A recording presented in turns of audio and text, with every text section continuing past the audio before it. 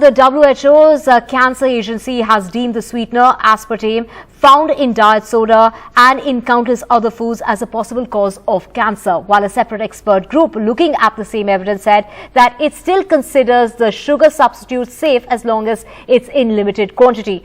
The differing results as far as the coordinated reviews are concerned, they were released earlier, and one came from the International Agency for Research on Cancer, a special branch of the WHO. The other report was from an expert panel selected by WHO and another UN group, the Food and Agriculture Organization. To get more on this, we have Dr. Subhash Wong-Nu joining us.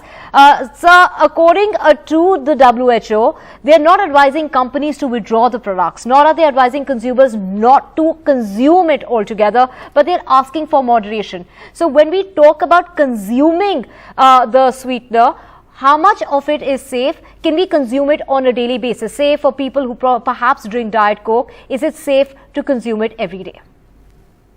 Right. One must know that most of the non-sugar sweeteners which contain aspartame, and if you see one can of Diet Coke contains 200 to 300 milligram of aspartame, and normally the toxic limits, when it causes side effects, one has to consume more than 9 to 10 cans per day. So that means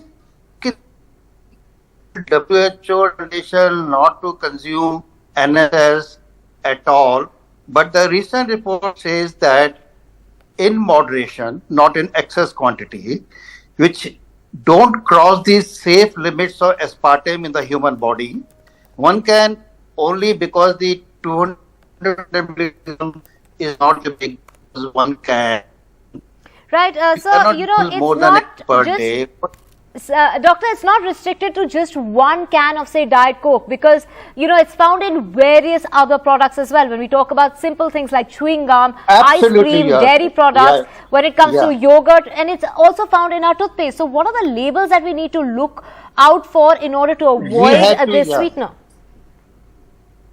Every food items which are sold as with the artificial sweeteners, they should label the quantity of the aspartame or any other artificial sweetener on the label, and they should say that this is within the safe limits of the human consumption, and it does not cross the toxic limits of. And every label has to be very clear: how many milligram of aspartame, how much saccharine, how much the other artificial sweetener which are available like stevia, sucralose, everything should be written on the food label. All the food label, cold drinks, food items, yogurt, anything.